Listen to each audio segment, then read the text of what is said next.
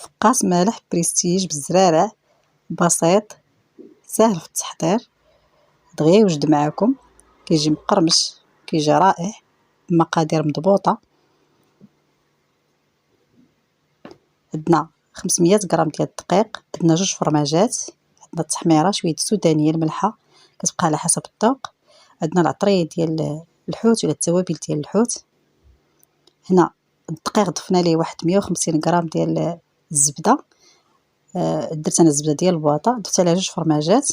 غنضيف ديك التوابل اللي ذكرت معكم مع شويه ديال الزعتر، مع واحد المعلقه كبيره ديال لاموطارد، وبيضاء، والزرارع اللي فيهم زريعه القرعه، زريعه نوار الشمس، وشويه ديال اللوز مقطع هكا صغير، والزنجلان الاسود والزنجلان العادي، ونصف كاس ديال الزيت بين زيت المائده وزيت الزيتون. صافي كنجمع بداك الياغورت مسوس اللي وزن ديالو 110 غرام على حسب الدقيق والبيضه. يعني تقدروا ديروا الياغورت كامل، تقدروا ديروا غير كتكون ناقصه من واحد المعلقه.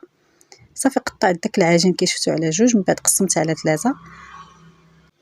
كنحربلوا العجين على شكل حرابل. الا بات لنا شي زريعه هكا كتبان كندخلوها وسط العجين، كندخلوهم للمجمد حتى كيجمدوا.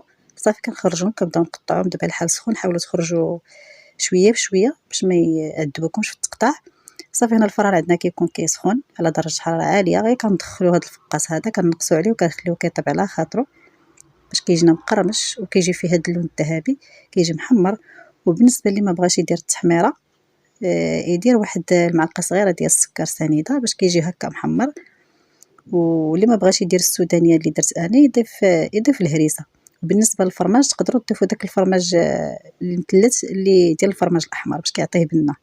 وكان هذا هو الفقاس ديالنا، بسيط ولكن راه بريستيج، كيجي رائع بمقادير مضبوطه، كيستحق التجربه.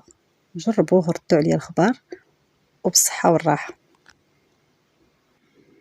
كيجي مقرمش، كيجي رائع، كيجي هكا غني بدوك الزرارع، صحي،